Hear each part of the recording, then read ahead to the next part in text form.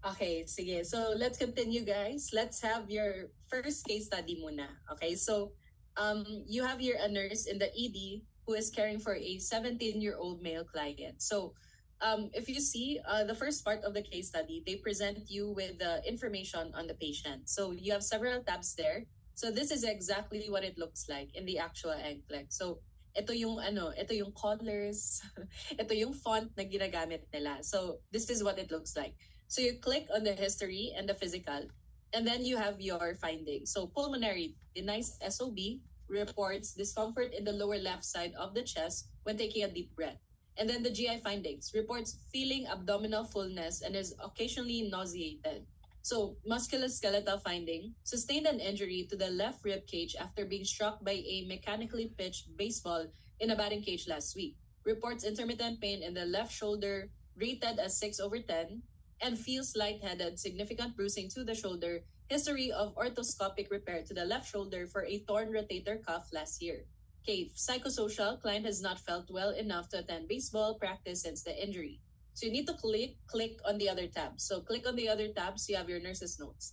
So day 1 in the ER, 0900, 9 a.m. Client reports or appears pale, slightly diaphoretic, large amount of bruising noted also along the left torso and over the left upper quadrant of the abdomen. Tenderness, guarding, dullness to percussion noted on abdominal assessment. Slightly diminished breath sounds noted in the left lung fields on auscultation. Client has a productive cough and ECG shows normal sinus rhythm. So those are your findings so far. And then you click on the vitals and you are presented with the vital signs of your patient. Okay, and then you have your lab results. So WBC count, 19,000. That's very high. And you are given the normal value reference range na 5 to 10K daw. Hemoglobin of your patient is 9 grams per DL. So low hemoglobin level. And your hematocrit is 27%. Okay, so those are the data information that are presented to you. So let's answer your item number 1. Okay, so item number 1, which of the following assessment findings require immediate follow-up? So when you say immediate follow-up, yung i-check mo lang are the abnormal findings and relevant findings to your current condition. Okay? So abnormal and relevant to their current problem. So that's how you pick the immediate follow-up. So number 1, lung sounds. Ano nga ba yung lung sounds si patient? Your patient has what lung sounds? Slightly diminished breath sounds. Is that considered to be a relevant finding? Diminish. Correct. So yes, this is a yes. Okay, so check. Next, shoulder pain. Is it relevant and also abnormal? Yes or no? Relevant pa yung shoulder pain niya? Yes, correct. Relevant. Okay? The shoulder pain is characterized as, okay, sabi dito, the shoulder pain daw is, ano yun?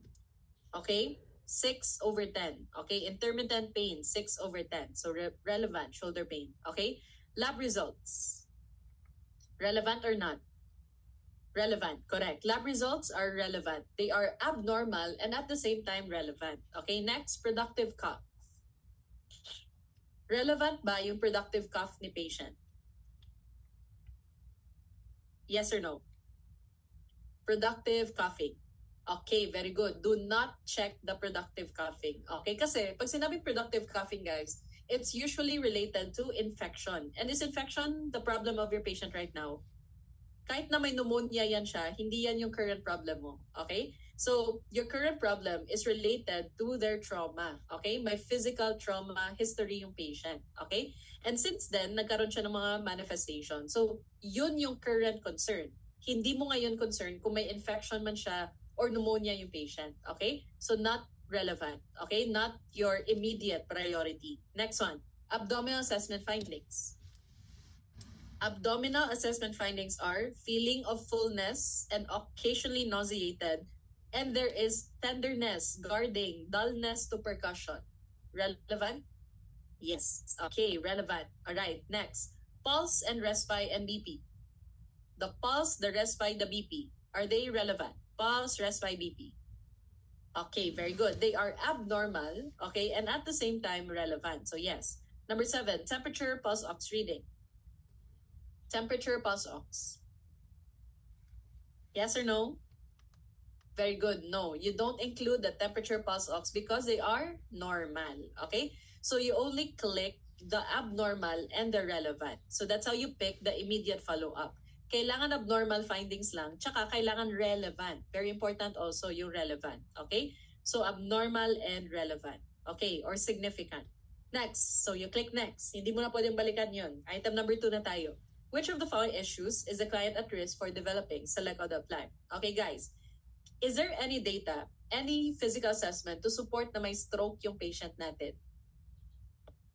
Any physical assessment findings, assessment, or labs that tells you may stroke sila? Wala. Very good. What are the classic signs of your stroke? Classic signs of a stroke are B fast, di ba? Your B fast signs. Ano ba yung B fast signs? Your balance. Okay, ano pa? You have your eye, okay? Eye changes, vision changes, blurring of vision, okay? So eye na mga changes or vision changes. Letter F for face drooping, okay? This is for facial drooping, okay? Letter A, arm weakness, okay? So letter A naman, arm weakness. Letter S, slurred speech, okay? Slurring of speech. Letter T for time to call 911, okay? Are there any manifestations like this in the presentation? Wala. So you don't answer that. Okay? Not your stroke. Okay. Question. Sa actual exam, hindi na ba pwedeng balikan yung answer? No, you cannot. Okay? The moment you click submit, goodbye na to item number 1. Okay? So you cannot go back to that item. Kasi sometimes, guys, they would have updates to the patient's condition and sometimes they actually reveal the problem. So, on the course of answering case studies, during the course of answering it, sometimes they reveal the problem in later questions. So, hindi mo na pwedeng balikan yung other questions na. Okay? So, that's why itemize sila dito. So, ito yung item 1. Pag click mong submit, you cannot come back to this item anymore. Okay? So, ito na yung item presented to you. So, no stroke. Next, hemothorax. Do you think the patient has a hemothorax? Okay, pwede, di ba? There are signs that support the diagnosis of a hemothorax. And what are those signs? Signs like diminished breath sounds, okay? Signs like your diminished breath sounds, okay? Plus, together with the history. Ano yung history niya? May trauma siya, okay? Trauma to the chest, okay? So, trauma to the rib cage. That can lead to a hemothorax, okay? So, yes, hemothorax pwede pa. Okay. But the given problem, pwede pa rin.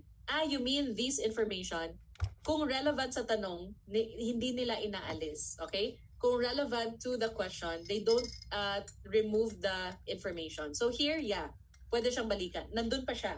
Nandun lang siya sa gilid. So naka-divide yung screen into 2. On one side, you have the information. On the right side, you have your questions. Okay?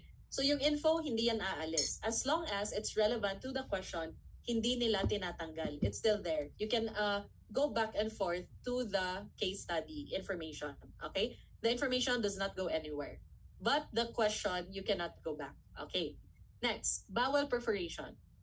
Okay? Bowel perforation. Can you say they have bowel perforation?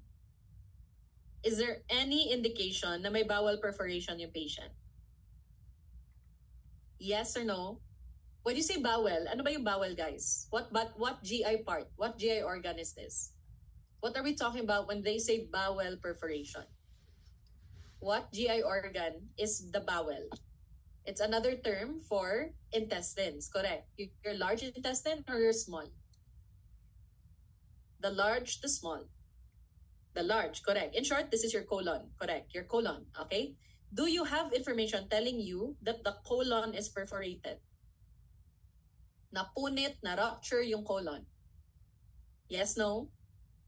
Wala. Okay, wala. Kasi number 1, guys, if the colon is perforated, where is the pain? Is it the left upper quadrant? No. Where is the pain? Left lower quadrant. Okay? There should be left lower quadrant pain, not left upper. Okay? Not left upper. Tsaka, pag na-perforate yung bowel, na-perforate yung colon, kakalat ba yung tae ni patient into their systemic circulation, into the peritoneum? Kakalat yung tae. And dapat meron siyang fever. Okay? Wala naman siyang fever. Normal naman yung temperature ni patient. Okay? You cannot say bowel perforation. Okay? because this can lead to sepsis. And sepsis usually manifests talaga with fever, okay? Infection, fever. So wala naman, okay? So no, you cannot say bowel perforation. All right, next, splenic laceration. Pwede ba yung splenic laceration?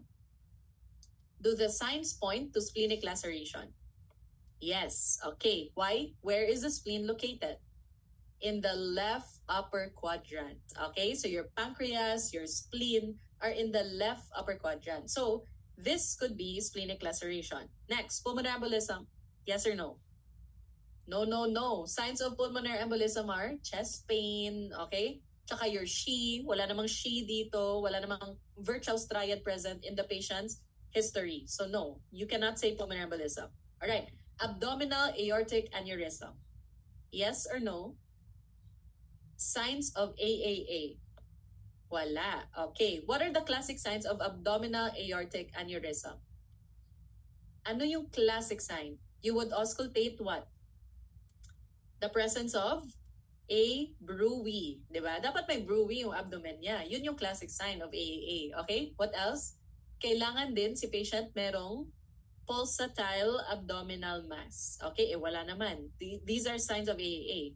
Pulsatile abdominal mass. Okay? Wala. Alright. So your only answers, guys, are numbers 2 and numbers 4. Okay? So 2 and 4 lang. 2 and 4. And then you click next. Okay? You click next. Alright. So we'll go to item number 3. Complete the following sentence by choosing from the list of options. The nurse should first address the client's abdominal pain, respite status, or lab result. Okay, you can go back again. You can go back and read the situation. What do you address first? Wala nang iba, guys, kundi your... Okay, the priority is still airway breathing. So what do we answer? Okay, correct. We answered the respite. Very good. Okay, kasi yung strategy mo dyan, airway breathing. Okay, so answer respite status. Okay, click next again. Okay, now this time may additional note. Okay, may additional information at 10 a.m. This time, the client is diagnosed with a splenic laceration and a left-sided hemothorax per the physician. So, like here, ni-reveal nila further down the question yung diagnosis ni patient. So ito, hindi mo na yan mababalikan. Hindi mo na siya ma-change. Okay? You cannot change the answer. And tsaka, minsan guys, nakaka-off yung ng vibe, ng energy. Lalo na pag na-realize, wala shit, mali pala yung sagot ko in the previous question. Pero ikaw, kailangan i-condition mo na yung mind mo. Okay? If I get it wrong, then wala ka nang ibang gawin kundi mag-move on. Okay? The moment you click submit, the moment you click next, let it go na. Huwag mo nang isipin yon. Okay? Focus ka na dito. Ito na yung itama mo. Okay? So yeah, every time you click next in the NCLEX, let go of the previous item. Okay? Let go of the previous item. Lalo na guys, another change that I've noticed from taking the local exam to taking the NCLEX is that one of the changes that you have to get used to also is the random questions, okay? The variety of super random questions. Unlike the NLE, di ba? When you're taking NP1, you really expect, okay, I will just answer community questions, okay? So yung brain mo, community, CHN knowledge on. The rest of your knowledge naka-off, okay? So community lang kasi yung question. Tapos NP2, alam mong, maternal to, pedia to. So I will turn on maternal mode, pedia mode. But in the NCLEX, you don't have that choice. Okay? Random kasi yung mga tinatanong. Okay? So, kailangan on lahat all the time. Okay? And that takes getting used to. So, practice talaga. Okay? Practice, practice, practice. Okay? Kasi nakaka-drain yung, maternal naman. So, maternal naman yung isipin mo. Okay? MS, endo naman yung isipin ko. So, it takes a lot of practice, okay? And also maximize your time, okay? Maximize your time. You have 5 hours. Masyadong matagal yun. Maximize it, okay? Don't rush, okay? Don't rush. All right, let's go to the next. The nurse has reviewed the nurse's notes from 10 a.m. For each potential order, click to specify whether the potential order is indicated or not indicated. So, tingnan mo ngayon yung nurse's notes mo. Ito lang yung additional note. Client is diagnosed with splenic laceration and left-sided hemothorax. Okay. So, click to specify if it's indicated or not. Let's go. IV fluids. Indicated? Not indicated. Yes or no? Indicated or not? IV fluids? That's a yes. Bakit yes? If you have splenic laceration or a hemothorax, could you be bleeding? Internal hemorrhage. Yes. Okay. So bleeding, blood loss, you need fluids. Okay. Next one, serum type and screen. Blood typing and screening their blood. Yes, also yes, because you are anticipating possible blood transfusion. Okay? So possible BT, so dapat i-blood type si patient. Next one, chest percussion therapy. Would you perform your percussion therapy sa kay patient? No, no, no. Very good. Para saan yung CPT, guys? Para saan ba to? Ginagawa lang yan if your patient has secretions, okay? Para yan sa kay pneumonia, okay? Secretions, pneumonia, TB, patients on the MEC vent, patients with tracheostomy, pwede siya. But not here, okay? So this is for mucus secretions, okay? Not for this patient. All right. Insertion of an NG tube. Yes or no? Insertion of an NG tube. Indicated or not? Okay, answer? Anong or? Indicated or not? Yes. Okay, indicated. What is the reason? OR. Sorry. Akala ko or. Okay. Tama. Very good. You are preparing the patient for possible emergency surgery. Correct. Okay. So this is indicated because you anticipate emergency surgery. Bakit nag-insert ng tube? Why would you insert a tube for preparation? Is it for feeding or lavage? For lavage, correct. Decompression. It's an emergency scenario. Hindi nakapag-NPO si patient. Hindi scheduled yung surgery niya. So the NGT insertion is usually done here naman for decompression. Okay? Suctioning the gastric content of your patient. Okay? So NGT, hindi lang siya pang feeding. Okay? So here, the use is decompression. Okay, next. Administration of prescribed pain meds. Yes or no? Are they in pain? Yes. Would you give them pain meds as prescribed? Yes naman. Why not? Diba? Do not withhold their pain medication. Okay? Lalo na in the US where they are so sensitive to pain. Okay? So let's admit that na lang. Okay? They are more sensitive to pain than your average Filipino. So therefore, do not withhold their medications. Okay? You can be liable. They can sue you if you don't give them their pain meds. Okay? Yeah, never ignore their pain. Correct. Next one. The nurse in the ER is caring for a 17-year-old male client. Okay? Ay, same situation. But may update. 10:30, okay, immediate surgery. Alright? So, nag-operation na yung patient. The question now is, which of the following action should the nurse take? Okay, so what do we do in a patient who requires immediate surgery? Alright. In short, guys, ang tinatanong here is the relevant nursing action. Okay? Relevant nursing action. Hindi si LPN, hindi si UAP, hindi si doctor, si nurse. So let's go. Number 1, is it the nurse's action or task to mark the surgical site? Trabaho ba ni nurse mag-mark ng surgical site? Are we the ones that mark it? No, no, no. Who will mark this? Who will do this? Your head surgeon. Okay, the surgeon will do that. So no. Okay, number 2, provide the client with ice chips. Is it the correct or a correct nursing action? Give the client ice chips. Guys, give the client ice chips. Operation, surgery, yes or no? Okay, no, why not? Bakit bawal? Why not? Why not? Okay, correct. NPO sila. Okay, naka-NPO kasi. So, bawal yung ice chips because they are put on NPO. Okay, next, perform a medication reconciliation. Okay, pag sinabing medication reconciliation, it's when you identify whether or not the patient is taking drugs that interact with anesthesia. Okay, so drug anesthesia interaction. Is it the nurse that performs medication reconciliation? Okay, is it the nurse? Answer, no. Okay, who performs this? Sino yung gumagawa nito? Collaborative siya, but not the nurse. Who does this? Okay, anesthesiologist. Okay, their head physician. Okay, so anesthesiologist. Okay, sino pa? Their head healthcare provider. Okay, si surgeon pwede pa. Si pharmacist pwede pa. Okay, not the nurse. Okay, hindi to trabaho ni nurse. Okay, so it's out of your scope of practice. Okay, next. Number 4, kasi guys, hindi tayo knowledgeable on anesthetic agents and how it interacts with meds. Okay? So, hindi natin siya work. Okay? It's out of your scope. Okay? Next, obtain consent for surgery from the client. Obtain consent for surgery from the client. Yes, no? Okay, answer. Sino nag-o-obtain ng informed consent? Is it the nurse?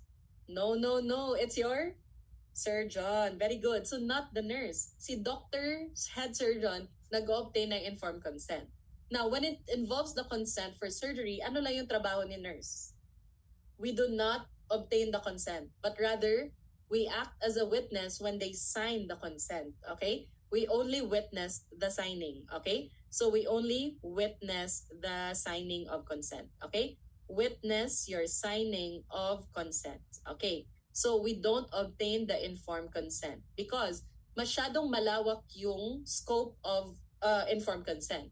The doctor, head surgeon needs to inform them of the risks, the benefits, the alternatives, the complications of the surgery. Hindi natin yan trabaho. Okay? We only witness. Alright, next. Next is insert a peripheral venous access device. Yes, no?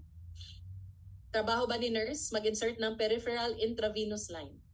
Peripheral IV. Okay, this is a yes. Okay, number 6. Inform the client about the risks and benefits of the surgery. Who will do that? Not you. Okay, the surgeon. Very good, the surgeon. Number 7. Assess the client's previous experience with surgery and anesthesia. Assess their experience. Ask them about their experience. Yes, okay. We just ask them about their experience, okay? So for example, we can ask questions like, have you had any reactions before, okay? Have you had any complications in your history, okay? Have you had any complications before when you underwent surgery, okay? We can ask that. And we can relay the information to the surgeon or the anesthesiologist, okay? Yeah, history taking, correct. It's part of history taking, okay? Number 8, ask the client's parents to wait in the waiting room while the plan of care is discussed with the client. Okay, so 7 is part of your history taking. So assessment, so pwede siya. Number 8, yes or no? Ask the client's parents to wait in the waiting room while the plan of care is discussed with the client. Yes, no? Number 8, very good, no. Why not? Bakit bawal palabasin yung parents? Yes, your patient is a minor, correct. By using this information, yung edad niya is only 17, okay? And that is a minor in the US, okay? So minor siya, therefore, they need to have their parents with them, okay? So during the discussion, kailangan the parents are them. Mali ito because of asking them to wait in the waiting room, okay? What is considered legal age in the US? What is considered legal age in the US? 18, 21. Okay, generally speaking, okay? Legal age in US is what age? Okay, bakit? Okay, may 18, may 21. Yung isa sa kanila guys is legal drinking age. Yung legal drinking age is what age? 21. Pero legal age? 18. Okay, so legal drinking age is 21. So they cannot purchase alcohol, they cannot go into clubs and bars if they're not yet 21. Pero legal age na sila, hindi na sila minor pag 18. Okay? 18. Kinikick out na nga sila, tama. The moment they turn 18, they are kicked out of their homes. Okay? They are kicked out of their homes. Okay? Nahiya naman yung 32 tapos nasa bahay pa.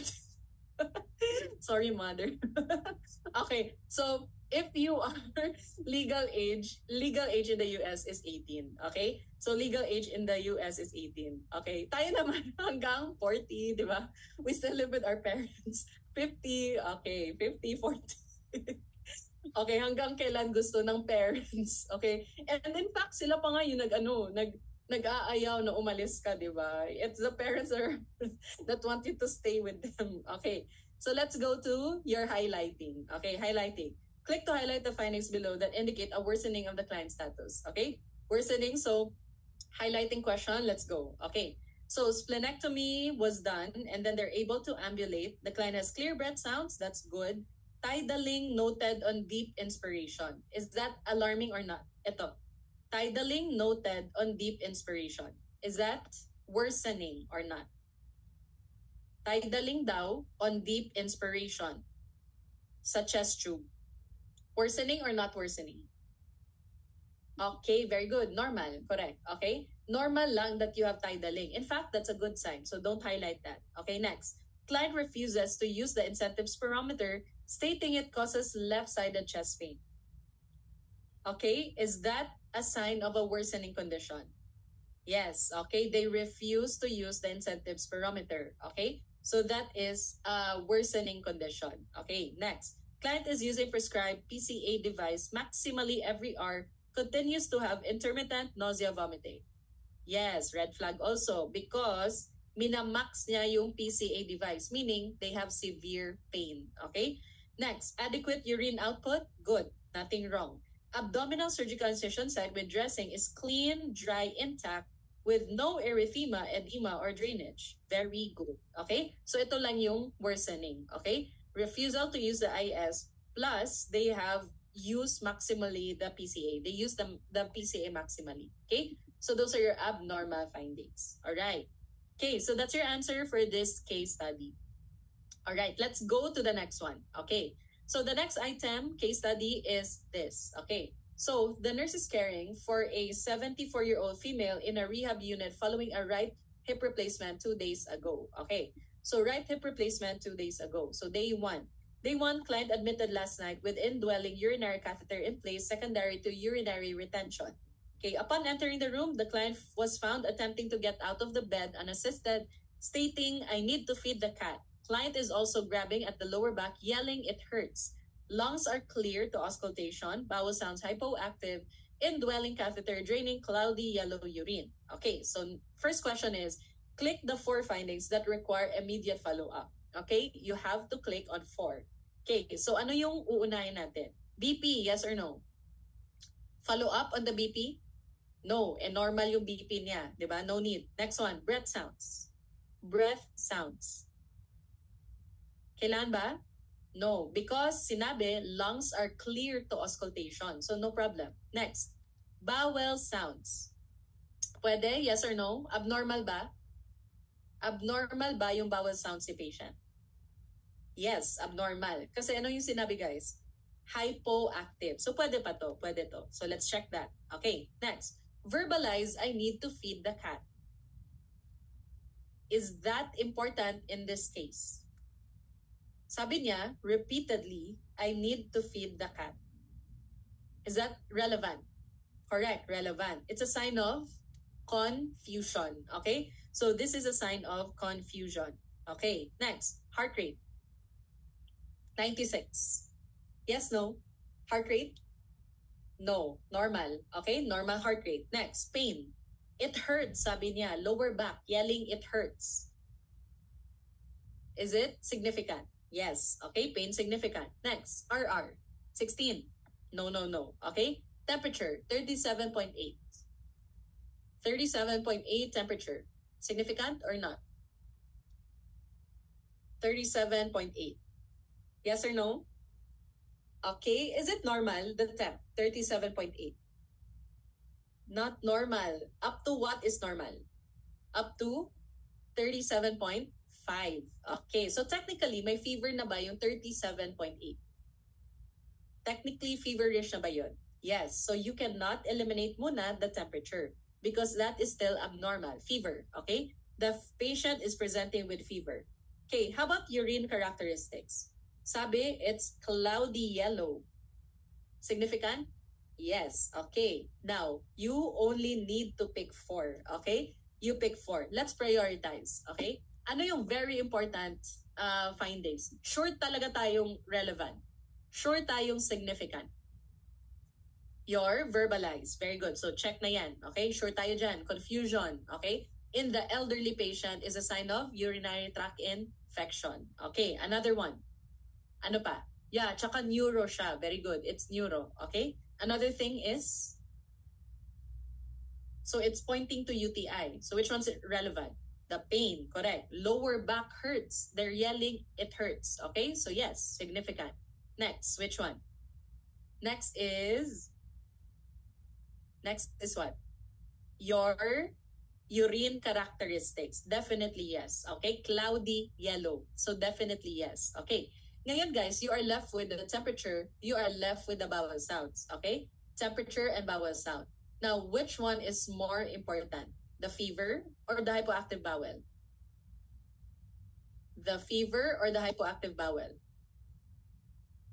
You prio now. You have to prioritize. Okay. So, kailangan isama mo, mas better na isama mo yung finding that connects with the rest. Okay? Ano yung finding that connects with the other problems? Okay, very good. The fever. Okay, so the fever here is more important. Okay?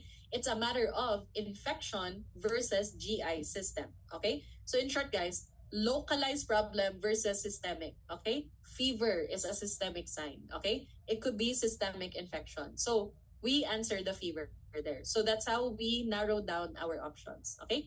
Next, which problems could the client be experiencing based on their presentation? Select all that apply. So this time though, select all that apply na. So hindi ka na magbe-base on the number lang. You have to, wala silang binigay na number. So whatever's relevant, you select. So number 1, constipation. Is there any sign to support constipation? Do you think the patient has constipation? Yes, very good. Kasi sabi, hypoactive bowel sounds. Correct. Next, delirium.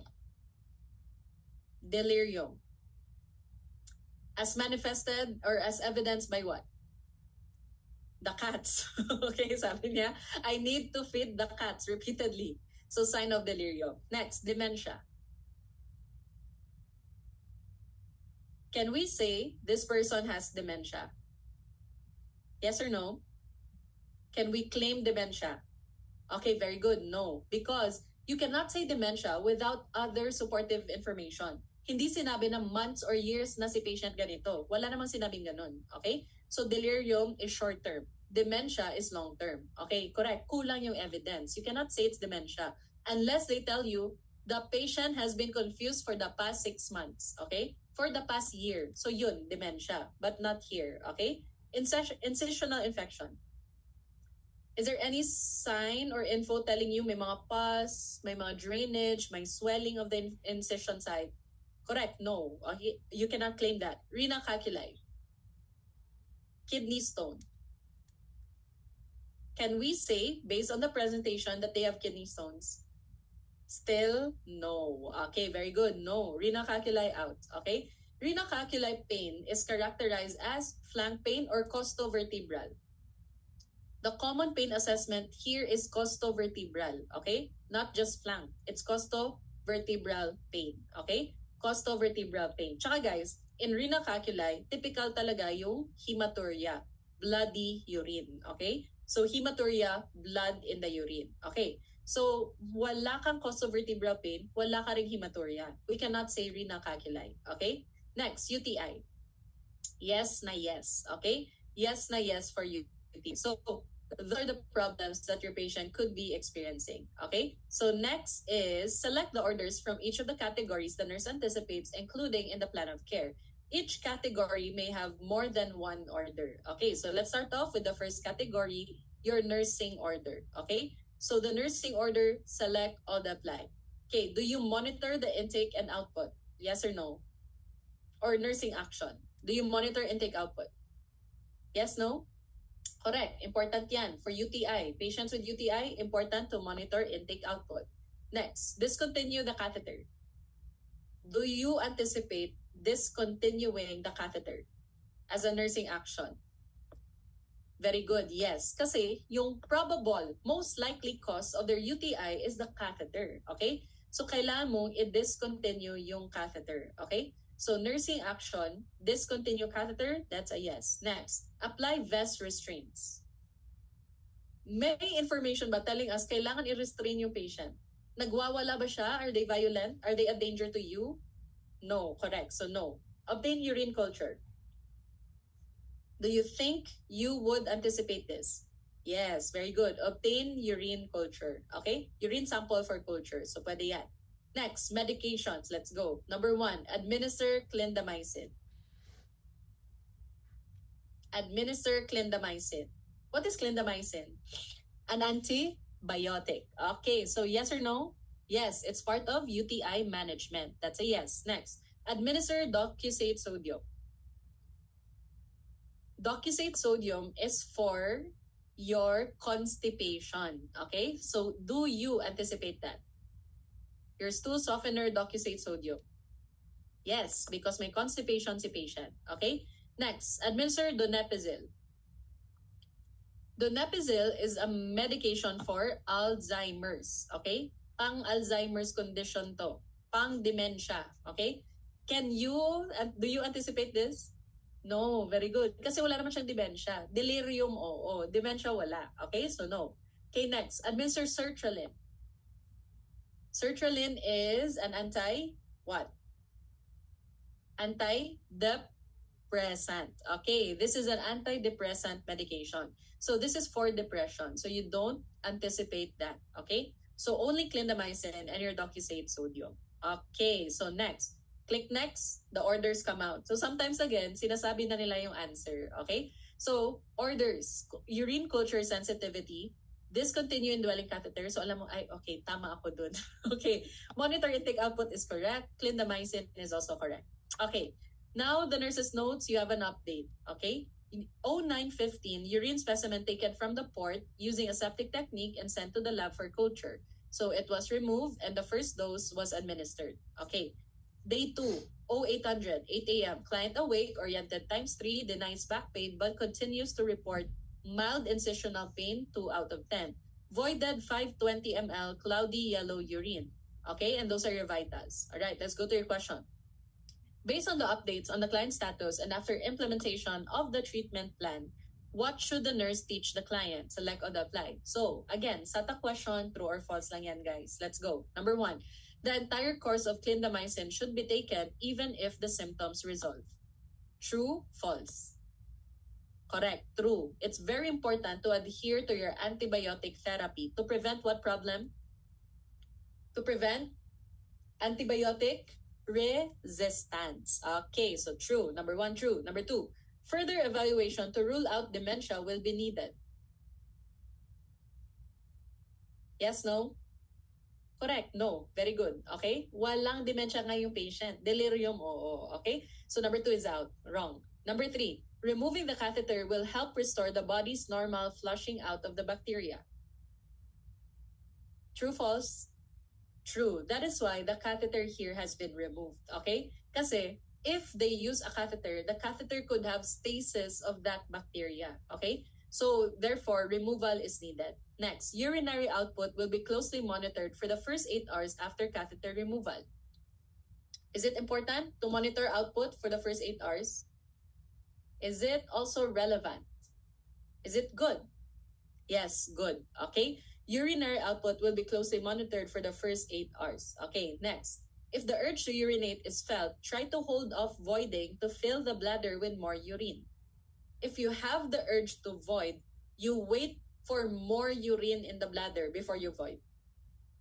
True or false? No. Okay, the moment you have the urge to void, you need to empty your bladder because this will lead to stasis, and stasis equals worsened infection. Okay? Stasis of urine is going to increase the risk for the infection. Okay?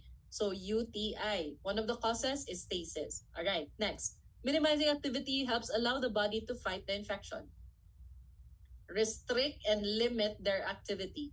Good or bad? No, no, no. Okay, we encourage ambulation. We encourage exercise. Okay, so mali yan. Next, the likelihood of developing a UTI in the future is decreased. Look at your data, look at the information, your patient's age, decrease ba? Okay, no. False also. Increase. Okay? Increase yung risk for UTI, lalo na if you have been having UTI in the past. Okay? So tataas yung risk mo of having UTI if you already have a history of UTI. Okay? So increase, not decrease. Okay, so false pa rin. Next, the culture sensitivity will identify the correct antibiotic to be prescribed for the infection. Is that true? The CS will tell you what antibiotic to use, the doctors. Yes, correct, true. Next, increase the fluid intake up to 3 liters per day if possible.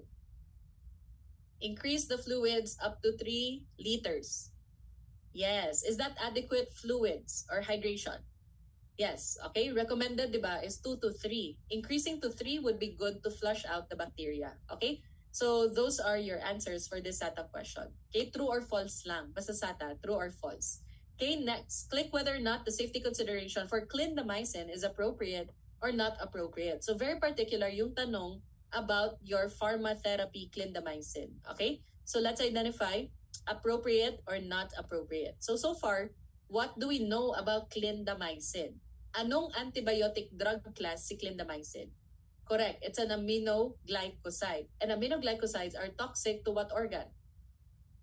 Toxic to your kidneys. Correct. It's nephrotoxic. Okay? Clindamycin, guys, is nephrotoxic. Now, aminoglycosides are taken with food or taken without food? Aminoglycosides are taken with food. Okay? Take it with food. And aminoglycosides, clindamycin especially, have been linked to what GI infection? This has been linked to what GI infection? Not H. pylori. What bacteria? GI infection. Common to sa mga antibiotics. They are at risk because they mess with the normal flora. They are at risk for C. diff. Okay. C. diff infections. Okay. C. diff infection. Okay. C. diff infection.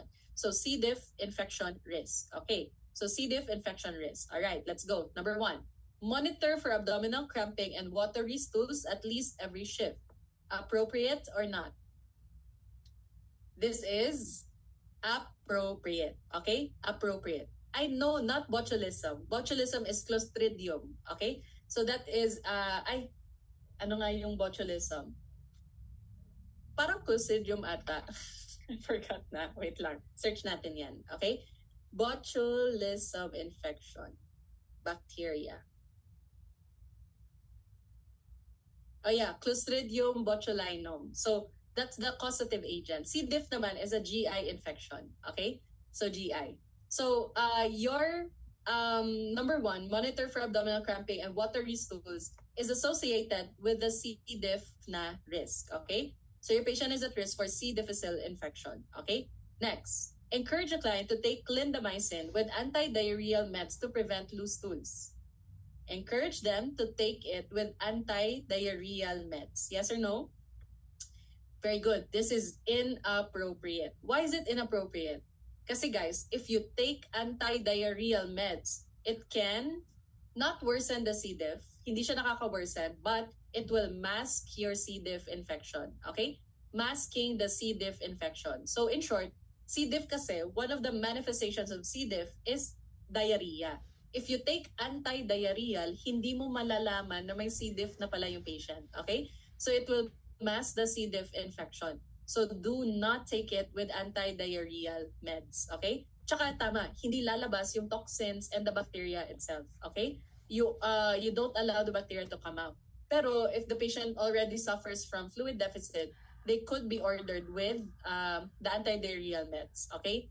Ang main point here, guys, is if they are taking the antibiotics and they take anti-diarrheal, it will mask the infection. Hindi mo na ngayon alam, may brewing infection na pala siya in the GI, okay? Because wala siyang diarrhea, okay? Because of the medication. Okay, next. Assess the renal function and report the rising creatinine levels. Yes or no? Yes, very good. Because clindamycin is nephrotoxic. Okay, next one.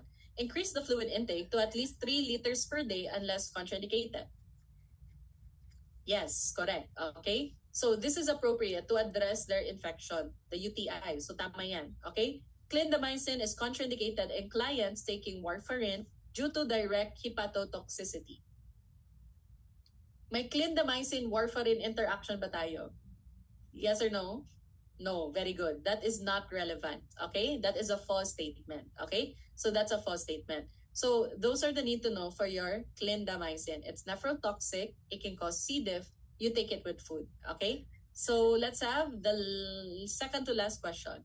Based on the nurse's assessment of the client the next morning at 0800, click to specify if the finding indicates that the status has improved, declined, or unchanged. Okay, so ito na yung 0800 side mo.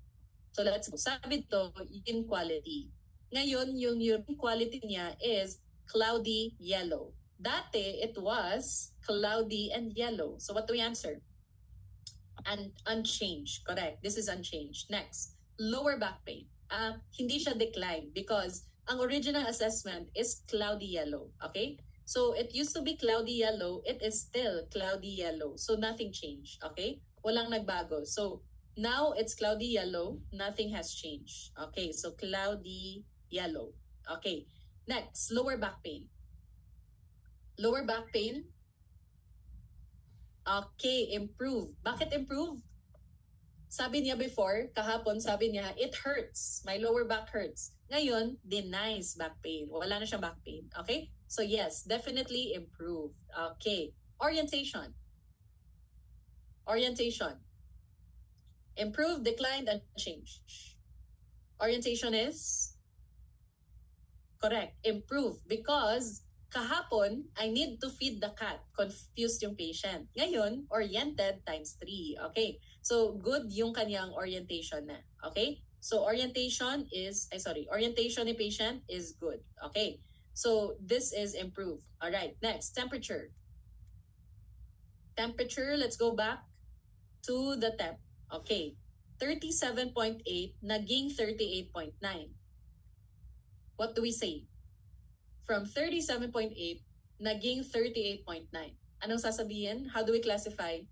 Correct, decline. Okay? So this is decline. Okay? Kasi nag-worsen yung fever. Okay? There's worsening of the fever. Lalo na guys, you have to think na, di ba ginagamot na siya? Ginagamot na siya, binibigyan na siya ng antipyretic. Bakit nag-fever pa din? Tumaas pa lalo yung temperature niya. So decline, worsened. Okay? Next, for each client statement, click to specify whether the statement indicates understanding or no understanding. Okay, ito yung mga sinabi ni patient. Did they understand or not? Number 1, I will buy cotton underwear from now on. Good? Yes or no? Understanding or none? Correct, understanding. Dapat cotton yung recommended to minimize the risk for UTI. Okay? Breathable kasi yung cotton. Okay, next one. I will try to hold my urine when I feel the urge to void. No, no, no. Do not hold. Okay? Void mo na. Eliminate that. Next, I will take showers instead of baths. Good? Yes, very good. Showers and not bathtubs or tub baths. Okay? Some burning when I void is normal. Hala ka, girl. Hindi yan normal. Let's not normalize that. Okay? Next, I can continue to use baby powder in my perineal area to keep it sweat-free. Talcum, baby powder in the genital area, perineal area. Correct, is a no, no, no. That can promote higher risk for UTIs. Okay? So that's how we answer this case study. Okay. Any questions? Any clarifications? None? Okay. If none, let's go to your standalone questions. Okay? Personally speaking, ito yung mas nahihirapan ako. Okay? The standalone questions. Okay? So let's go. The nurse helps the healthcare provider perform a thoracentesis at the bedside. In which of the following position does the nurse place the client to facilitate needle insertion and promote comfort? Okay? So let's apply now everything we've learned so far. Thoracentesis is aspiration of fluids from the pleural space. Okay? So aspiration of fluids from the pleural space. Okay? Aspiration of fluids from pleural space. Okay, from the pleural space. Alright. And this is only an intermittent procedure. So therefore, ginagamitan ba ito ng chest tube or ng needles? Ginagamitan lang siya ng needle. Okay? Not your chest tube. So the question is, what position do you put them in? Number 1, fetal position, lying on unaffected side with the knees drawn to the abdomen and the hands clasped around them. Guys, fetal position ba yung thoracentesis? No. Option number 1 is for what procedure? It's a diagnostic test. Para saan yung fetal positioning? Your fetal position is for patients undergoing? Correct. Your lumbar puncture. Very good. This is for lumbar punctures. Okay? Your procedure that involves lumbar puncture. Okay, so out na yung 1. Number 2, lying on the affected side. Would you lie down? Hihigaan mo ba yung affected side? Very wrong. Okay, do not lie down on the affected side here. Number 3, prone. Wrong also. Number 4, upright, leaning forward. Correct? Correct. Okay, the answer here is number 4. Okay, what do we call this position? Anong tawag dyan? Upright, leaning forward is what we call your orthopneic position. Okay? Ito yung orthopneic or tripod position. Okay? But particularly orthopneic. Okay? We call this the orthopneic position. Okay, next. The nurse care for client with a single lumen jugular central venous catheter plans to administer 3 ml of IV push medication. What size of syringe do we use? 1 ml, 3 ml, 10 ml, or 30 ml? Ano yung gagamitin natin? It's your, very good, your 10 ml syringe. Never use less than 10. Okay? Next. What is the nurse's action in case of a CVAD occlusion? Flush the line, central line with air, kink the tubing, then release, flush the line with 10,000 units, have the patient deep breathe and cough. 1, 2, 3, or 4. Central line, occlusion. Ano yung gagawin natin? Okay, we answer letter. Isa lang yung tama. Which one looks good? Looks good, it feels great. The rest are delicado. The rest will damage the central line. The rest can cause problems in your patient. The only one that looks good and feels great is which answer? Flawless is number 4. Okay, let the patient deep breathe and cough. Okay, that will push the obstruction. Flushing the line with central line with air can cause what problem? Air embolism. Okay, air embolism. Kinking the tubing is a no, no, no. That is not the best way to dislodge the occlusion. In fact, it can damage the central line. Okay, number 2 will damage your central line. Number 3 is delicado. Why is number 3 delicado? Flush the line with 10,000 units. Guys, this will cause what problem? Bleeding. Okay, bleeding problem. Hanggang ilang units lang yung flushing? What unit? Okay, very good. Hanggang 100 units only. Okay? 100 international units of heparin is your flushing dose. Ito yung safe for flushing the central line. Okay? Next, 2-year-old is admitted to the ER for anaphylactic reaction to a bee sting. The nurse teaches a parent about emergency use of epinephrine. Okay, tinatanong ka, emergency use of epinephrine. Okay, so what is correct understanding? Okay, let's go. Number 1, I will keep an epinephrine injection in my purse at all times. Good? Very good. Okay, so number 1 is correct. Okay, number 1 is in. Number 2, I will give the injection if my child has trouble breathing after a bee sting. Good? Good, good. Correct. Number 3, I will give the injection in the upper arm. Give the injection in the upper arm. Yes, no? No, no, no. Where do you administer an epi injection? Okay, the thighs. Okay, the thigh. Correct. Particularly the vastus lateralis. Okay? So, mali yung upper arm location. Guys, why not the upper arm? Upper arm has more blood vessels or less compared to the thigh? More or less? Yung upper arm. Mas madami or less? Much more or much less? Lesser, okay? Remember, your thighs have more muscles than your arm, okay? So therefore, you need to inject the epi into an area that is very vascularized, okay? You have to inject it in a highly vascular area, okay? And that highly vascular area is your thigh, not the arms. Kasi pag sa arm mo tinurok, very slow yung action of epi. And that can be a delayed action. And that can put your patient at risk. Kailangan highly vascular, that's why the thigh. Okay, next. The injection can be given through clothing. Yes or no? Injected ba siya through clothing? Yes, no? It's a yes. Okay, guys.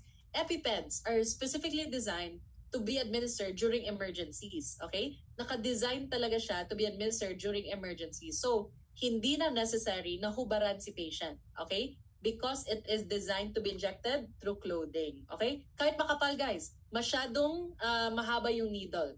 So, na-anticipate na nila yan. Kahit naka-sweatshirt yung patient, kahit naka-maong denim pants yung patient, inject mo lang siya through clothing. Because removal of the clothing is going to delay care for the patient. Is an anaphylactic reaction deadly? Yes, it will cause airway obstruction, okay? So it's going to lead to airway obstruction. You can die in minutes, okay? You can die in seconds, you can die in minutes. So they designed the EpiPens to be administered, injected through clothing, okay? So it's really designed to be injected. Okay, 5. If I give the injection, I'll still take my child to the ER. Good ba yan? Yes, to be sure, di ba? Tsaka epi has a very short action, okay? So it's a very short-acting medication. It can easily, again, be metabolized by the system. Na madali lang din mawala yung action niya. So your patient can suffer from airway edema again, okay? So yes, you need to bring them to the ER. So yung incorrect lang is number 3, okay? So number 3 here is incorrect. Okay, let's go to next one. The nurse is talking with a client who's scheduled for ERCP in 2 hours in the outpatient department. Which of the following questions would be important for the nurse to ask? Relevant to the procedure, which is ERCP. Okay? ERCP yung procedure natin. Ano daw ba yung relevant? Number 1, how will you be getting home after the procedure? Do you ask the patient that? How are you getting home after the procedure? Relevant or not? Relevant. Why is it relevant? Because they have been given sedative medications. Okay? So they are given sedatives, and that can alter their level of consciousness. Okay? So you have to ask them how they are getting home. In short, guys, it's a question about, are they driving themselves home or do they have a driver? Are they taking an Uber? Okay? Hindi sila allowed mag-drive. Okay? Because they took a sedative or they were given a sedative. Do not drive alone. Okay? So, or do not drive in general. Okay? Do not drive. Okay, or bawal sila maging alone while going home. Okay, number 2. Do you have access to a thermometer after you leave here? Yes or no? Do you have access to a thermometer after you leave? Relevant or not? Relevant or not relevant? Relevant, correct. Because ERCP is an invasive procedure. And fever is a sign of infection. So yes, they have to monitor their temperature when they go home because they could be at risk for infection. So tama yan. Number 3, what allergies do you have? Relevant or not? Yes or no? Ay. Allergies. Yes, because ERCP involves the use of iodine contrast. Okay, so yes yan. Ano lang yung no? Yung renal, the renal part. Okay? Patients with renal damage can still undergo ERCP. Okay? But the allergies, yun, relevant yun. Okay? Next one, are you wearing dentures? Okay lang, practice. Are you wearing dentures? Relevant or not? Relevant because in ERCP, may endoscopy tayo. So they can aspirate on their denture. So yeah, baka malunok yung sarili nilang ngipin, denture. Okay, next. Do you have external hemorrhoids? Yes, no? Unsay labot sa ilang lubot, be? Okay, wala, di ba? Walang kinalaman yung puwet ni patient sa procedure na to, okay? So wala. Alright, so this is irrelevant. This would be relevant if the patient would undergo colonoscopy, right? So pang colonoscopy, okay? Pang ano pa siya? Pang enema, okay? But not endoscopy. So it's a matter of knowing saan pinapasok yung tubo dito. Saan pinapasok yung scope. Endoscopy sa upper, colonoscopy sa lower, okay? So let's go. Client who has had abdominal surgery complains of feeling as though something gave way. Okay, so may abdominal surgery, something gave way in the incisional site. The nurse removes the dressing and notes the presence of a loop of bowel protruding through the incision. What do we call this problem? My loop of bowel protruding. We call this, what problem? Evisceration. Very good. We call this your evisceration. Okay? Evisceration. Now, what could be the complication of evisceration? Because the loop of bowel went out of the incision site, there could be compression of the bowel, and that can restrict blood flow to the bowel. So it's going to lead to ischemia. Okay? Ischemia of the bowel. And remember, ischemia equals necrosis. And remember, guys, necrosis is irreversible. Okay? It's irreversible damage na. So what interventions do we do here? Number 1, contact the surgeon. Yes or no? Important ba yan? Medical emergency ba to? Yes naman. Okay, so that's a yes. Okay, number 2, instruct the client to remain quiet. Instruct the client to remain quiet. Yes or no? Okay, yes or no? Dala-dala pa din natin yung NLE natin na pag-aaral, di ba? So, yes, tama yan. Instruct the client to remain quiet, okay? Please keep calm. Please stay quiet. Don't shout. Don't strain, okay? So, in short, guys, this is do not strain. And do not strain is a correct instruction, okay? Kasi if they strain, abdominal tension goes high. So your abdominal muscles are going to contract and that will cause more worsened na ischemia. So tama yan, instruct the client to remain quiet. Hindi naman sinabi na be disrespectful na shh, walang sinabi na shush the client, okay? Walang tono yan, guys. Huwag mo lagyan ng tono mo, okay? Instruct the client to remain quiet. Hindi yan galit. Hindi yan disrespectful. That is just, okay, telling the patient to not strain. Relax their abdomen, okay? Next, prepare the client for wound closure. Okay, correct. Prep them for possible wound closure. Number 4, document the findings and the actions taken. Document the findings and the actions taken. Okay, yes, correct. Okay, number 5, place a sterile saline dressing and ice packs over the wound. Sterile saline ice packs over the wound. Yes, no?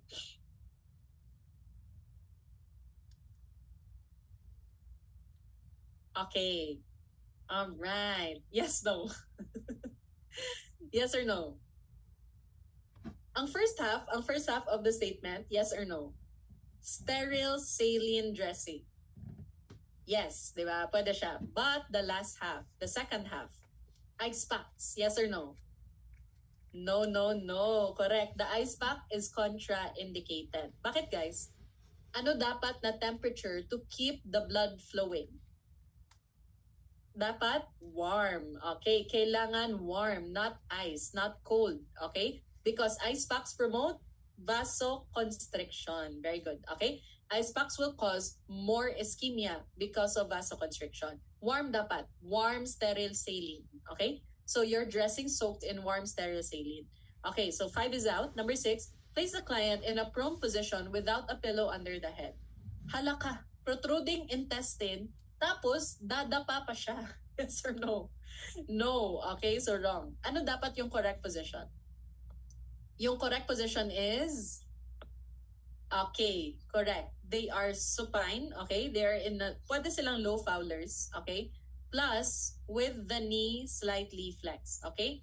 Plus, knees slightly flexed. Also called your dorsal recumbent. Very good, okay? Knees slightly flexed. Also known as your dorsal recumbent position. Okay, so 1, 2, 3, and 4 lang. 1, 2, 3, and 4. Okay, next. The nurse is caring for a client with acute pancreatitis. What subjective or objective assessment would you report immediately? Okay, so hindi lang enough to report yung abnormal. You must report the medical emergency. Okay, what you need to report is the medical emergency. So guys, it is again a prioritization type of question. Okay, prio question yan. So number 1, client is lying with the knees drawn up to the abdomen and trunk flexed. Number 2, client states, my lips are tingling and numb. Number 3, foul-smelling fatty stool. Number 4, temperature of 39 and increasing abdominal pain. Are they all abnormal? Yes, they are all abnormal. Now you need to use your prio techniques, okay? Your technique for prioritization. Alin yung, sige, give me the 2 items that could be your prio. The 2 items that are alarming. Prio, which one? Dalawa, give me 2 muna. Okay, number 2 and number 4, correct. So, can we all agree to eliminate 1 and 3? Okay, very good. 1 and 3 are out. Yung foul-smelling fatty stools, steatorrhea, is a common finding in pancreatitis. So, hindi siya sign of worsening complication. Okay? Hindi siya medical emergency kasi usual clinical picture yan ng pancreatitis mo. Okay? Number 1 is also the usual clinical presentation.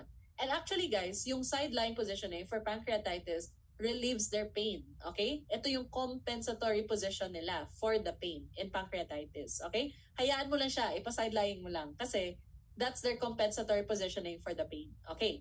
Now, 2 and 4 are abnormal and they are also worsening. Okay? So, abnormal sila pareho and they are a sign that the condition is worsening.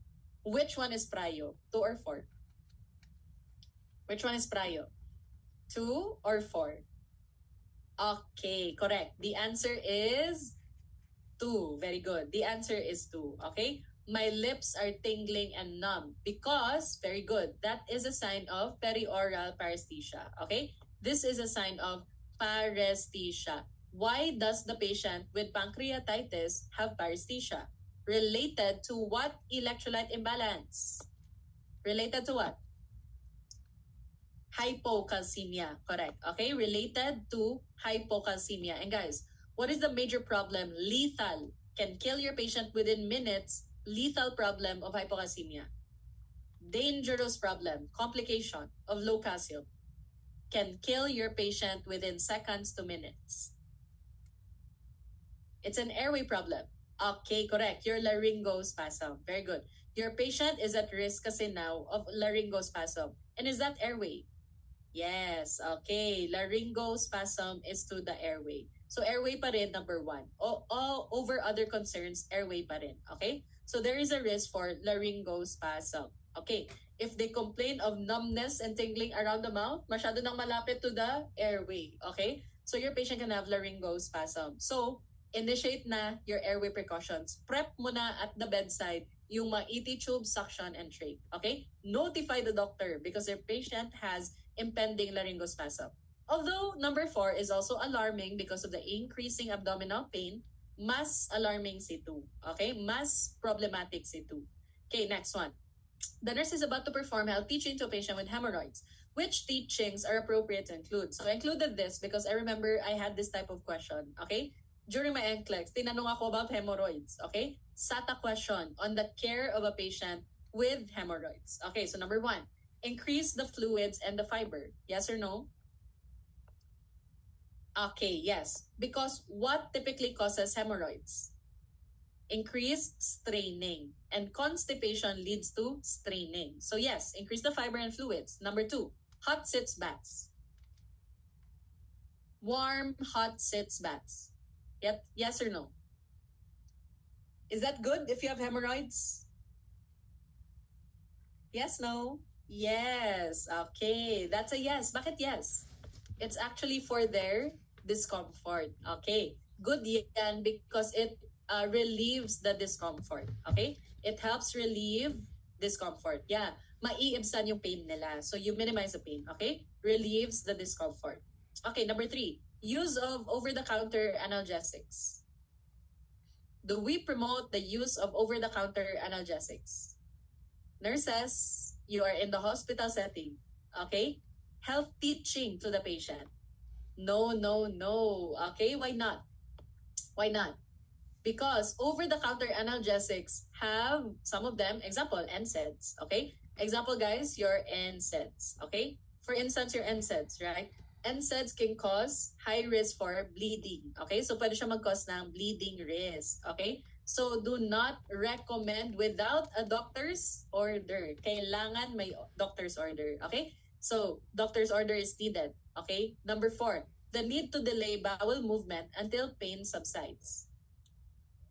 delay your bowel movement until the pain subsides. No, because delaying your bowel movement can promote more constipation, more straining, worsen hemorrhoids. So no. Okay. 5. The use of a donut pillow when sitting. Okay, ito yung donut pillow. Yung may butas sa gitna. Okay? Your donut pillow. Do we promote the use of a donut pillow? Yes, no? Okay. If you have hemorrhoids, yes or no? Okay, I'm getting mixed responses. Okay. Mixed response kasi your reference books also have mixed responses. Pero doon tayo guys sa current, updated, evidence-based practice. Okay? Research. Alright? More updated sila than your books. Ano yung tamang sagot? Okay. That is no. Very good. Because it increases the pressure around the anus. Correct yan. Okay?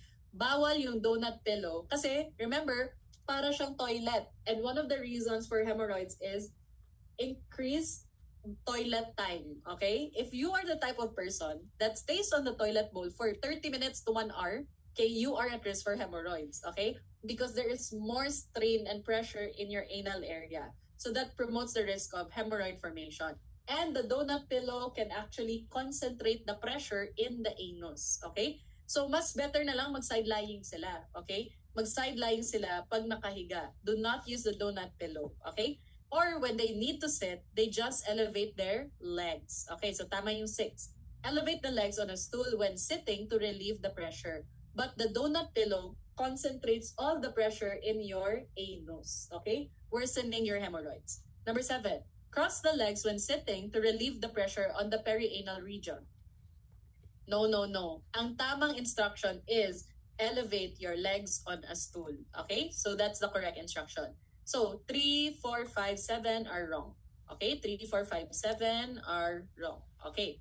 So 1, 2, and 6 are correct. Okay, let's go to the next. The nurse is teaching client scheduled for 24-hour collection.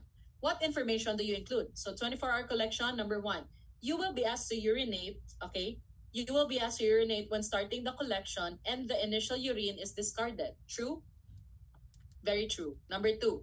A sign will be posted on the bathroom door as a reminder to save your urine. Good? Very good. Okay, number 3. You will be asked to void at the end of the designated time to complete the collection. True? Yes, true. Number 4. You should discard the urine that is dark or pink in color. Do you throw out the urine? Very good. No. Okay? Do not throw it out. If you throw it out, you mess na with the collection. Hindi mo na ngayon na-collect yung total urine ni patient. So, mali. You have to start again. Okay? So, what do you do, guys, if it's dark or pink? Do you still collect it? Yes, but you just need to document. Okay? You just need to document. Number 5. The collected urine will be sent to the lab at the end of each shift. Yes, no? No. When do you send the urine sample? Yes, correct. At the end of the 24 hours, not the end of the shift. Okay? At the end of 24 hours. Okay? Not the shift. All right, next. Which procedures are appropriate for the nurse to use when obtaining an adult client's blood for a lab test? Okay, number 1. Avoid the arm on the affected side after a mastectomy. Good? Good ba yan? Do not collect blood on the mastectomy side. Okay, this is correct. Number 2, do not make further attempts to draw blood if unsuccessful on the first 2 attempts. Failed yung 2 attempts. Okay? Failed daw yung 2 attempts. Would you not make further attempts? Good. Is that good? Do not make further attempts if unsuccessful on the first 2. Yes, correct. Kasi according to our books, we are only allowed a maximum of 2 failed attempts. Okay? Kung 2 beses ka na nag-fail, when attempting to draw blood, you have to call another colleague. Okay? 2 lang yung maximum. In the Philippines, unlimited. Unlimited. Unlimited times yung drawing of blood. With fishing pa, tapos sasabihin pa yung patient, dehydrated ka kasi. Okay? Or, masyadong maliit kasi yung veins mo. Gumalaw ka kasi. Kasalanan patuloy ng patient. Okay, so in the Philippines, unlimited. In the NCLEX, maximum 2. Okay? Max of 2 failed attempts. Okay? Max of 2 failed attempts. Okay, 2 failed attempts. Yeah, favorite line ng mga medtech. Okay? Dehydrated ka kasi. Okay? Or gumalaw ka kasi. Okay? Or nanigas yung kamay mo. Dapat relax ka lang. Okay, maximum of 2 failed attempts. Okay? Yung foul lang dyan is if yung pasyente mo pala medtech din. Okay? Or yung pasyente mo pala doctor, yung pasyente mo pala nurse, hala ka. Okay? So, max of 2 failed attempts is your drawing of blood. Okay? If hindi ka successful, call another person. Even IV insertion, max 2. Okay? IV insertion, max 2 din. Okay, number 3. If necessary to use an arm with IV infusing, draw proximal to the infusion point. When you say proximal, so try to imagine, meron siyang IV dito on the left hand. Okay? Pag sinabi nilang proximal, guys, where is that area? Is it distal, lower part, or upper part? Ano ba yung proximal? Upper part of the IV or the lower part? The upper, correct. The upper part. Okay, question. Would you insert the IV or the needle, draw the blood from the proximal area? Do you draw proximal? Very good. No. Okay? Draw it distally. Okay? Kasi kailangan nasa lower part. If you draw your blood from up here, contaminated na siya by the IV fluid. Okay? So much better to draw it distal. Okay? So distal to the area, not proximal. Okay. Number 4, insert the needle bevel up at a 15-degree angle to the skin. Bevel up 15 degrees. Good? Yes, nothing wrong with that. Okay, so this is good. Number 5, obtain a finger capillary specimen from the middle of the finger pad. Okay, so let's say capillary blood draw. Okay, you don't use a syringe, you use your yung pang-puncture. Ano nga tawag doon? Capillary needle. Okay, so your capillary needle, where do you get or where do you puncture? The lancet pala. Ayun, thank you, sir. The lancet. Okay. Saan ka magtuturok or magpa-puncture using the lancet? Is it the middle of the finger pad? Sa gitna? Yes or no? The middle of the finger pad ba? Tama ba yun? Yes, no? Okay, no. Why not? The middle of the finger pad is more painful. Okay. So, sabi ni Sir Geoffrey, favorite niya daw kasi sadista daw siya. It's more painful dito sa gitna. Okay. So, kailangan sa gilid because you have higher nerves. Okay. More nerve ending in the middle. So, lateral. So, if this is the finger of your patient, okay, if this were the finger of your patient, kailangan dito ka sa gilid mag-puncture. Okay. Not the middle. Alright? Not the middle. Okay. So, kailangan sa sides. Alright. Because it has lesser nerve endings. Okay, so malito because of the word middle. Alright, so 1, 2, and 4 are correct. Okay, next. Client comes to the ER with severe dyspnea and a cough. Vital signs are temperatures, okay, BP, and then the heart rate, and rest by 24 per minute. The client has a history of COPD and chronic heart failure. Which diagnostic test will be most useful to the nurse in determining if this is an exacerbation of heart failure? So tinatanong lang guys is this. How do you know it's heart failure and not COPD? Worsening heart failure and not the COPD. How would you know? ABG, BNP, cardiac enzyme, chest x-ray. How do you know that their pulmonary signs are related to the heart failure and not the COPD? Specific test for heart failure is which one? A specific test for heart failure is your, which one? Your BNP. Okay, please put a star. Okay, I had a student who gave me feedback na lumabas daw yung BNP. Okay, so tinanong siya. And the question was, what is the test daw that separates the, ano nga yun? What is the test that tells you that the patient's pulmonary edema is cardiogenic? Okay, so yun yung tanong. How would you know that the patient has cardiogenic pulmonary edema? Okay, the cause is a cardiogenic cause. The answer is BNP. Okay, BNP. All right, so BNP is specific to cardiogenic cause of pulmonary edema. Okay, so this test is related to the cardiogenic cause of pulmonary edema. Particular test to determine that the patient has pulmonary edema because of cardio, okay? Cardio problems, like heart failure, okay? Kasi there are cardiogenic and non-cardiogenic causes of your pulmonary edema. So pulmonary edema can be caused by drowning, okay? When you aspirate water into the lungs, is that cardiogenic or none? That is non-cardiogenic, okay? So heart failure naman is a cardiogenic cause of pulmonary edema, okay? So the BNP. Now the BNP, guys, is released by your right, or not the right, okay? The ventricles in general, okay? The BNP is released by the ventricle of the heart, okay? So this is a substance released by the ventricles of the heart. Kailan kaya nire-release ng ventricles yung BNP na yan? It is released by your heart if your heart is stretching or compressing. Stretch, compress. Stretching, very good, okay? If your heart is stretching beyond capacity, it's going to release the BNP. When will your heart stretch? Kailan mag-i-stretch yung heart, okay? When will your heart stretch? If you have fluid overload or deficit? If you have fluid overload or deficit? Okay, very good. So related to fluid volume overload, like in congestive heart failure, okay? So if your patient has CHF, you have fluid overload, the heart is going to stretch, it releases the BNP. Okay, so answer there is 2. CKMB is the specific enzyme test for what condition? For what condition? CKMB. Specific for? Correct. Myocardial infarction. Okay, very good. MI. Okay? Chest x-ray naman is more on just diagnosing pulmonary edema, okay? It doesn't tell you that the cause is heart failure, okay? General, very good. General lang siya na test, okay? Next, which of these are correct nursing actions related to client positioning? Number 1, position daw high Fowlers for paracentesis related to end-stage cirrhosis. Does that match the procedure? High Fowlers ba for paracentesis?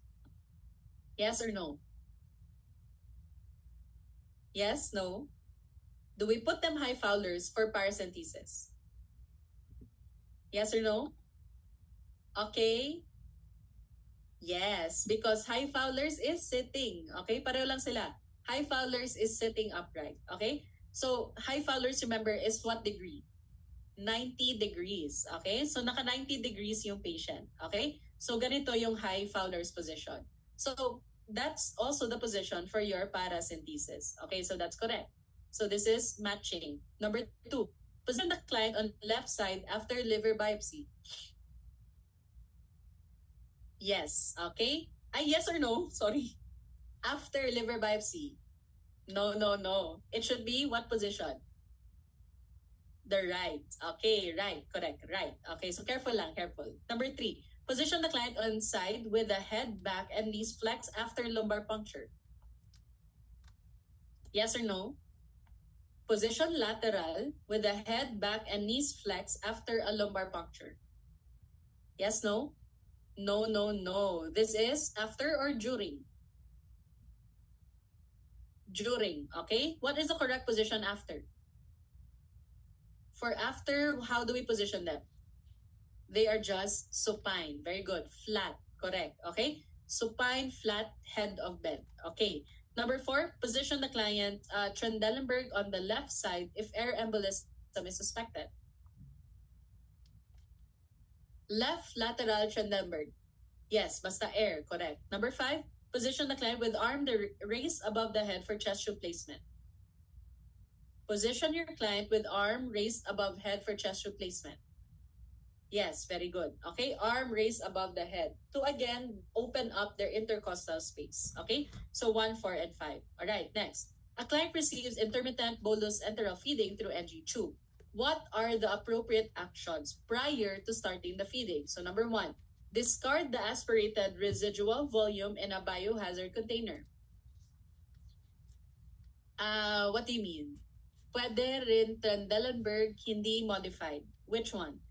Number 4, hindi talaga modified si 4. Okay? Trendelenburg talaga siya. Okay? Air embolism, they are full Trendelenburg on the left side. Para saan yung modified? May application si modified but not air embolism. Modified Trendelenburg is for For what problem? You know this. I know you know this. Okay? For modified Trendelenburg is for shock. Okay? For shock naman yun. Okay? For blood loss, for shock, it's modified. Okay? But for your air embolism, they are full Trendelenburg on the left side. Okay? Modified for shock. Okay? Sige. So, discard the aspirated residual in a biohazard container. Yes or no? Residual volume, you measure it. What do you do after? Do you discard? No, no, no. Ano yung gagawin mo dun? Give it back to your patient. So, mali yung 1. Okay, 1 is out. Alright, number 2. Flush the tube before the feeding. Sounds good? Sounds good, correct. Number 3. Place the client in the semi-Fowler's position. Place the client in the semi-Fowler's for feeding. Good? Correct? Yes, very good. Okay, number 4. Start the feeding after obtaining a gastric residual of less than 250 ml. Good? Correct ba yan? Yes. Okay, that is good. Okay, less than 250? Fine. Continue. Okay? Number 5, start the feeding when the residual has a pH of 6. Is that correct? No, no, no. The correct gastric pH should be 4 and below. Okay, so the pH must be 4 and below, not 6. Okay, kapag 6 yan, that could actually be in the lungs or small intestine. Okay, this could be lungs or small intestine. So delikado to start your NG feeding. Okay, kailangan 4 below. Okay, 4 below. 5, medyo questionable pa yung 5. Okay, pero sige, 5 is technically correct, but if you have options like pH of 4, pH of 5, mas correct si 4. Okay? Pwede pa yung 5. Pwede yung 5, but not 6. Okay? Not 6. So, pwede pa yung 5. Okay, so let's have a couple of questions more. Okay. Sige, so let's go to your care of patients with pulmonary conditions. Number 1, which assessment finding in client with an ET tube strongly indicates that the tube remains correctly in the trach, okay, and is not in the esophagus? How do you know that the tubing is in the correct placement? ET tube. Number 1, stomach content cannot be aspirated. Number 2, oxygen saturation greater than 50%. Number 3, end tidal CO2 level is 38. Or number 4, no air is heard in the stomach when auscultated with a stethoscope. Eliminate the 2 items that are very wrong. Very, very wrong. Eliminate muna tayo. Very wrong yung numbers 1 and number 2. Okay, kasi guys, do you aspirate the ET tube? Hindi po. NGT lang. Okay? NGT lang ina-aspirate natin. 2 is also wrong because is 50% the normal O2 sat? No, the normal O2 sat is 95. Okay? More than 90. Pwede na yun. Okay? More than 90%. Now, 3 and 4 are actually correct. Both are correct. Which one is more reliable? 3 or 4? Which one is more reliable? 3 or 4? Again, they're both correct. It's a matter of more reliable answer. Is number 3 or 4? Okay, 3 or 4. Mas definite sign that the tube is in the airway would be 3 or 4. It's your... Okay, answer is 3. Okay, kasi if your capnometer is able to read normal CO2, that's the more definite sign na nasa airway talaga siya. Okay? Mas reliable than 4. Okay? So, much more reliable yung 3. Alright, next. A client with trach tube is alert, oriented, able to tolerate oral intake. What action would be appropriate to reduce the client's risk for aspiration pneumonia? So, they have a tracheostomy tube and they are alert na and oriented. Tapos, they can now eat. So, pwede pala yun, guys. Pwedeng kumain yung tao na may ET tube. Okay? So, they can eat. What is daw the correct nursing action? Okay? Fully inflate before feeding. Have the client sit in an upright position with the neck hyperextended. Okay? Partially or fully deflate the cuff. Or provide a modified diet of pureed foods. Okay. Now we use our test-taking strategy. Anong strategy pwedeng i-apply dyan to narrow your options? To narrow down the options, you can use your yin-yang. Very good. Okay? Opposites. Contrasting options. Ano yung dalawang opposite contrasting options? 1 and 3, correct. So let's eliminate 2, let's eliminate 4, okay? So 1 and 3, okay? 1 and 3, all right. Which one is correct? 1 or 3? Nandyan yung sagot mo, 1 or 3?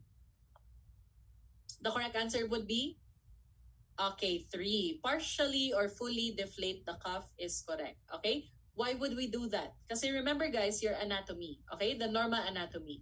So if this is your patient, okay, naka-side view yung patient, okay? That is your patient, side view, alright? Ito yung leeg ni patient, okay? Leeg ni patient.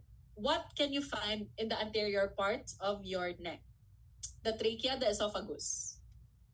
Your trach, diba? The trachea is in the anterior part, okay? So nandito yung tracheostomy ni patient. Ngayon, if you have a fully inflated tracheostomy tube, okay, balloon, and this is the patient's esophagus right behind it, okay?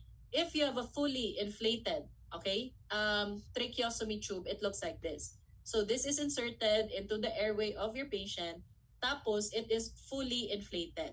Guys, that balloon can constrict the patient's esophagus, okay? So that pag kumakain na siya ng pagkain, they are higher risk for aspiration, okay? So they are more at risk for aspiration, okay? So deflate the balloon so that you open the esophagus so that they do not choke, okay? So this deflate the balloon so that you open the esophagus behind it, behind the trachea, so they don't choke. Kasi they could choke and the food could obstruct their airway, okay? Especially if they have your fenestrated tube, yung may butas sa taas, that can cause aspiration.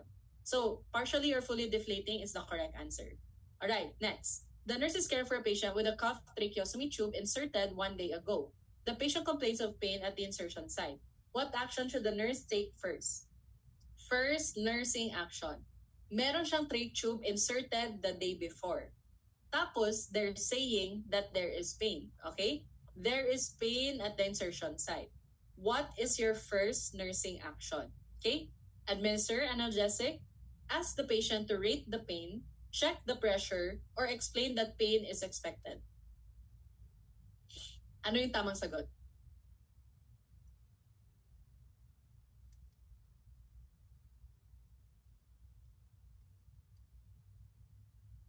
Which one is the best answer?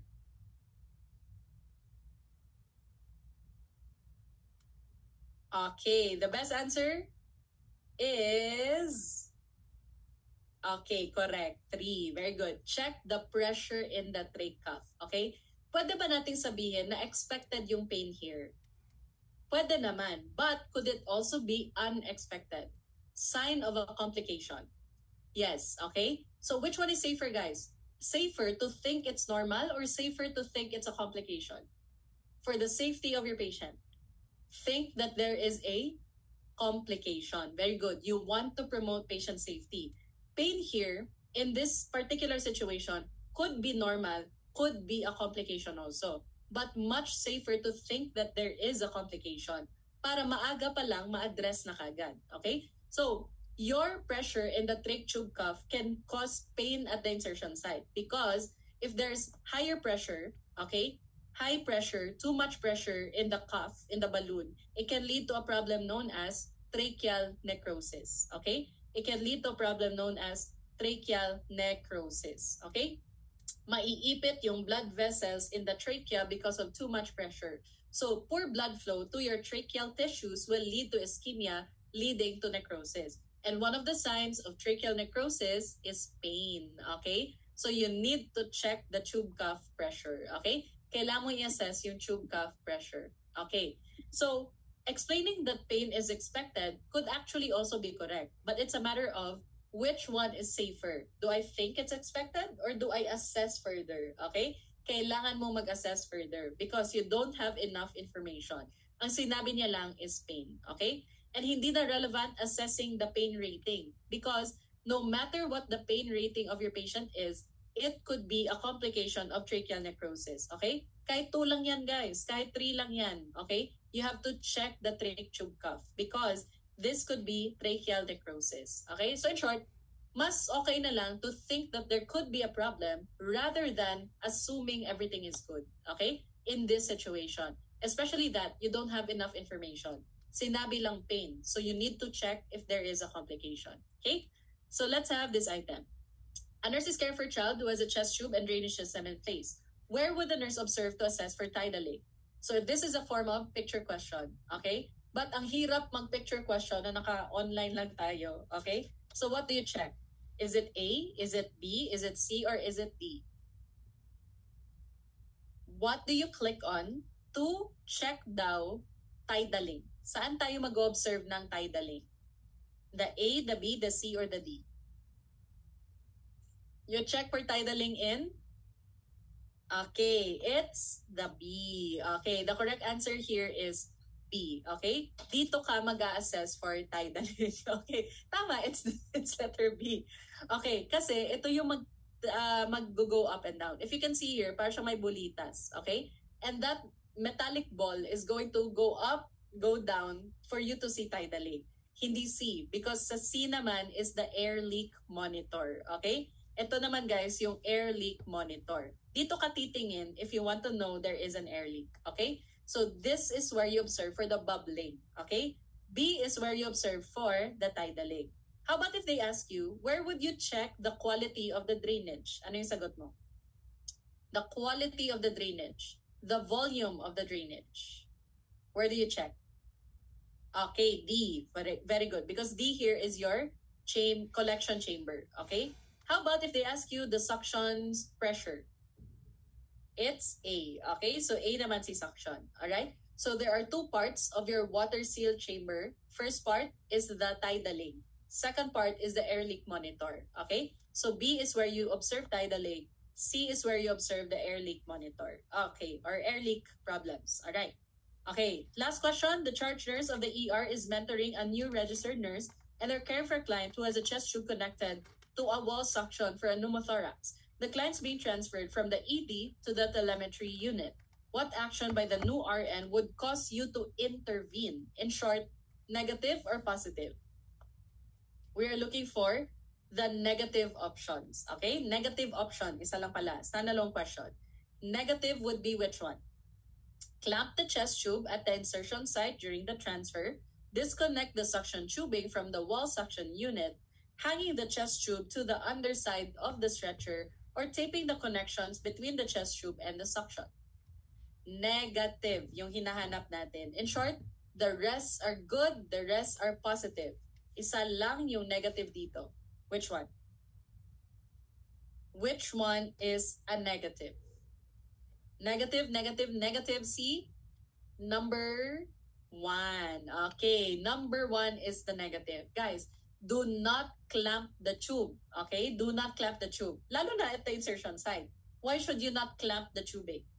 Pag kinlamp mo yan, you will cause more buildup of pressure, more buildup of air leading to tension pneumothorax. Okay, correct. Number 2 is good. Disconnect the suction tubing from the wall suction. Alam nga naman, dalhin natin yung pader, di ba? Dalhin natin yung suction sa wall. No. Okay? So tama yan. Disconnect. And hang the chest tube system in the underside of the stretcher is also good because you have to maintain it always below heart level. Okay? So tama to. Tape the connection para maging secure sila is also very good. Okay? So taping the connections to make sure it's secure para hindi siya maloosen during the transport is also correct. Okay? So the negative is number 1, the clamping. Okay? The clamping is a negative. Okay, so that is it for our discussion. All right. So did you guys learn a lot today? Yes. Okay, so let me export the file. Okay, wait lang. So allow me to export the file so you guys can have a copy for you to study. Teka lang. Okay, so export PDF. Okay, along with the case studies also. Okay, so thank you so much again. I hope we were productive. So we were able to cover a lot. Okay, so exporting na siya. Okay, and then, yeah, just keep practicing. Ayun lang talaga, keep practicing. Yeah, kasama yung since day 1 ata to. Since day 1. Okay, sige, since day 1 na file. Para complete. Okay, but it takes a while to export. Sige lang. Okay. It's 25% done. Kasi guys, ang hirap i-upload ng file sa Messenger. May limit kasi yung Messenger. Lagpas na tayo sa limit. Dito na lang sa Zoom. Walang limit yung files, yung ano niya, yung megabytes.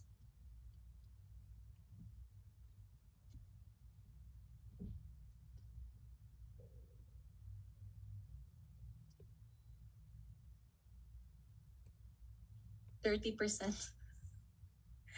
Ang bagal. Sorry. Okay.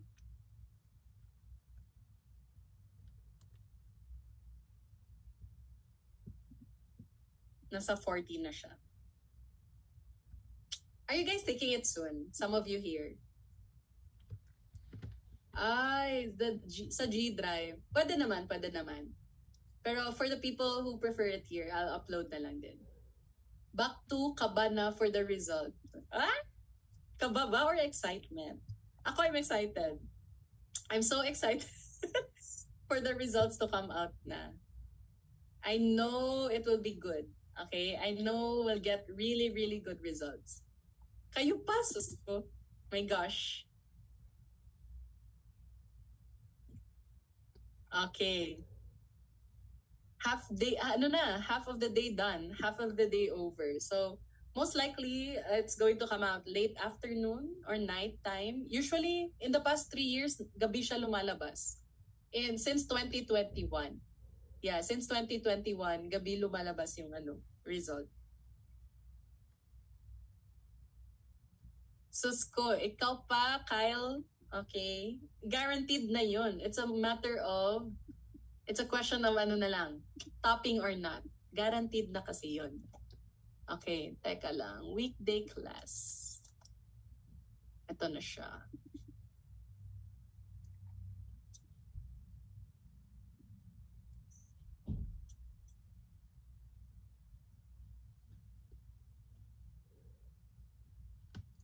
Okay, I've included a couple of practice questions towards the end if you want to also practice. Okay, homework nyo na yan. Okay, sige, let me upload the file right now.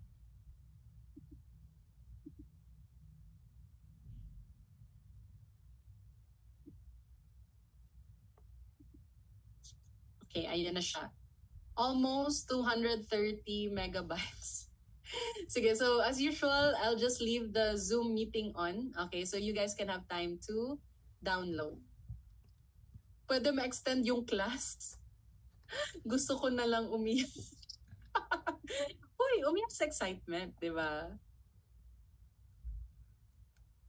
Alright. Regarding the Google Classroom and recorded lectures, sige, I'll follow up with Sir Joven about the access to your Google Classroom. Ma'am Kia, ba't wala pa kayo nung after board exam, after party? I had to go home kaagad after the lectures. Kasi, I miss my cats na. Miss na miss ko na yung mga pusa ko, guys. So, umuwi kaagad ako. I'm sorry. After the results na lang, after party. Okay. Tsaka, buti na lang umuwi ako or else naabutan siguro ako ng bagyo dun. Yeah, na-stranded. Okay. Alright. It's uploading. It's there na. Okay, so, download it na lang. I'll leave, but I'll remove myself from the meeting. Pero I'll leave the meeting open. Okay, thank you everybody. Enjoy the rest of your day. Congratulations, Alexa! Congratulations in advance. I'm so excited for you guys. I'll see you guys soon. Okay. All right. Dapat may mga reaction vids that's my most awaited part. Yung mga reaction videos nila after the results come out.